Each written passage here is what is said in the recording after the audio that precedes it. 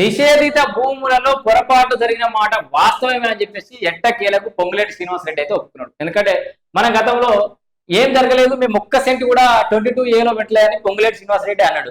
అన్న తర్వాత తెల్లారు మర్నాడు రాష్ట్ర ముఖ్యమంత్రి రేవంత్ రెడ్డి గారు అన్నారు, అసలు 22A ఏమైనా పొరపాటున పోతే అవిట్లా వెనక తిప్పించే బాధ్యత నాది, దానికి నేను పూచిగా ఉంటా అని చెప్పేసేమో రాష్ట్ర ముఖ్యమంత్రి రేవంత్ రెడ్డి అన్నాడు. ఇప్పుడు మళ్ళీ ఎట్టకేలకు బయటకు వచ్చి పొంగులేటి శ్రీనివాసరెడ్డి గారు అయితే తప్పు ఒప్పుకున్నాడు. సో నిషేధిత జాబితాలో పొరపాట్లు నిజమే అని చెప్పిండు.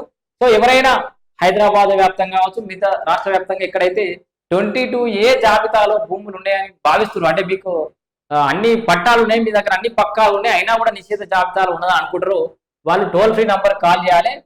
ఇగో టోల్ ఫ్రీ నంబర్ కూడా ఇచ్చారు, అంటే ఎంబడే ఫోన్ చేయరిగా, ఫోన్ చేసి మా తప్పుగా 22A పడ్డదని ఫిర్యాదు చేయరి. 1800-599-4788. మళ్ళీ రిపీట్ చేస్తున్నా, 1800-599-4787 కాల్ చేయాలి. యుద్ధ ప్రాతిపదికన సవరిస్తామని చెప్పేసి అయితే మంత్రి పొంగులేటి శ్రీనివాసరెడ్డి అయితే చెప్తున్నటువంటి పరిస్థితి చూస్తున్నాం.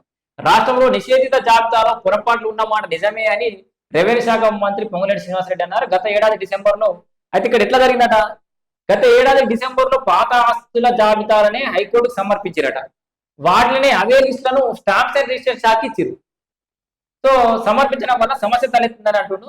సో మొత్తానికి అయితే 22A జాబితాకు సంబంధించి సమస్యలు ఉన్న వాళ్ళు అక్కడ పొరపాటున దీంట్లో వడ్డీ అని ఎవరైనా నమ్మేటోళ్ళు మీరు వెంటనే ఆ నంబర్కి ఫోన్ చేయాలి. యుద్ధ ప్రాతిపదికన అవన్నీ సవరిస్తామంటుండు. జస్ట్ ఒక్క అప్లికేషన్ పెట్టుకుంటే పరిష్కరిస్తామని కూడా చెప్తుండు. అధికారులే ప్రైవేట్ ఆస్తులను తొలగిస్తారని మంత్రి పొంగులేటి చెప్పిండు. ఇంకా ఎక్కడైనా మిస్ అయితే ఒకవేళ తహసీల్దార్ కావచ్చు, RDO, collector, sub registrar, district registrar ఒక్క అప్లికేషన్ పెట్టుకుంటే 1-2 రోజుల్లోనే పరిష్కారం అయితే అని చెప్తుండు. భరోసా ఇచ్చారు, పరిష్కరించే బాధ్యత తనదే అన్నాడు. కొన్ని చోట్ల భూసేకరణ చేస్తే పూర్తి సర్వే నంబర్లను బ్లాక్ చేసిన సందర్భాలు ఉన్నాయని. ఎందుకంటే ఇప్పుడు ఒక సర్వే నంబర్లో కొంత భూమి సేకరించారు ప్రభుత్వం, ప్రాజెక్టు కోసము, కాలువల కోసము, రోడ్డు కోసము. మిగతా భూమి మొత్తం 22A నిషేధిత జాబితాలో పెట్టారు. అట్లా జరిగిందని అయితే ఒప్పుకున్నాడు. రాష్ట్రంలో ఉన్నటువంటి రైతులు కావచ్చు, లబ్ధిదారులు అంటే భూ యజమానులు కావచ్చు, ఎవరు కూడా రందిపడకూరి, భయపడకూరిగా 1800-599-4788 నంబర్కి అయితే కాల్ చేయరి, లేదా ఒక్క అప్లికేషన్ పెట్టుకుని అయిపోతుంది. ప్రైవేట్ ఆస్తులకు కూడా భరోసా ఇస్తామని చెప్తాడు. ఆఫీసుల చుట్టూ తిప్పించుకుంటే అంటే అధికారులు ఎవరైనా వీళ్ళని ఆఫీసుల ప్రజల్ని ఆఫీసుల చుట్టూ తిప్పించుకుంటే వాళ్ళు మేము చర్యలు తీసుకుంటామంటుండు.